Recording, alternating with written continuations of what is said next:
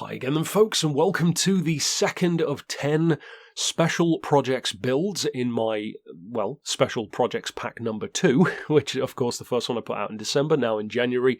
This time it's a car that's very close to my heart because I actually built one of these years ago in Gran Turismo 6, but technically this replica is even closer to that real car because of the visual changes that we can make now. It's a car that some of you may have not heard of, a 1960s Camaro ZL1.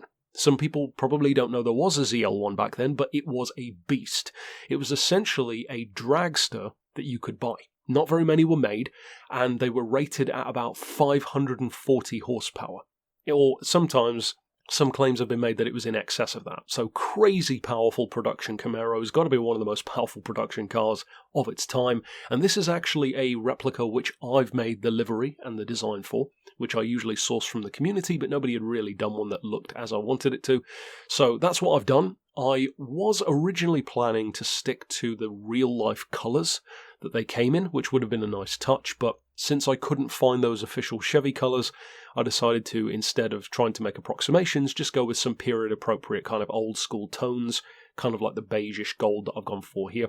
So as far as the tuning, first of all, if we jump down into the customization shop, I'll show you what I've done. Now, this tune, again, might disappoint some people because what you need to remember with these builds, if you are new to them, I'm not trying to replicate what a Camaro ZL1 would be like after tuning it.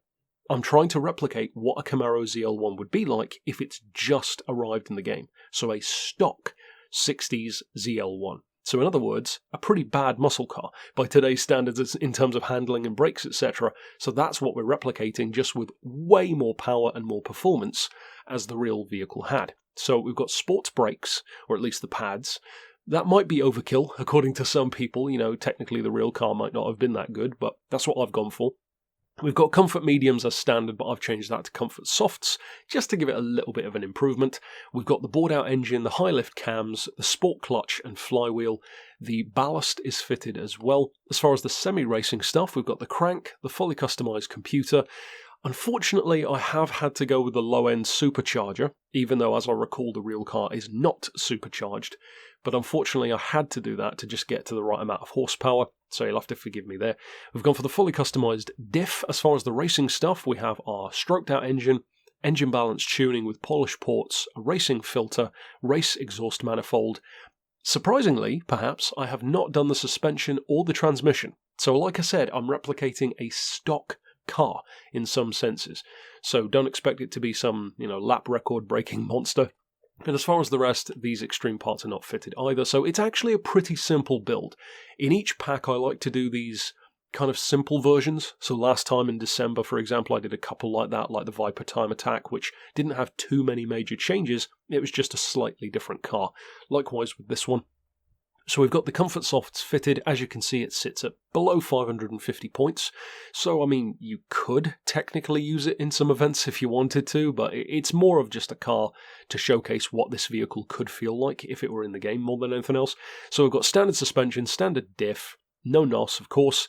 The standard transmission might be something that some will want to change because it's only a 4-speed, of course, and it's limited to 120, 130 miles an hour. But again, I wanted it to kind of feel like the real car would have. So, classic American cars did not have amazing gearboxes in terms of top-end speed, so I left that as it is. The power restrictor is untouched. We've got 93% ECU output, 83 kilos of ballast to bring us up to what I could find at least as the real weight of just under, 3,500 pounds, I think, 1,500 kilos.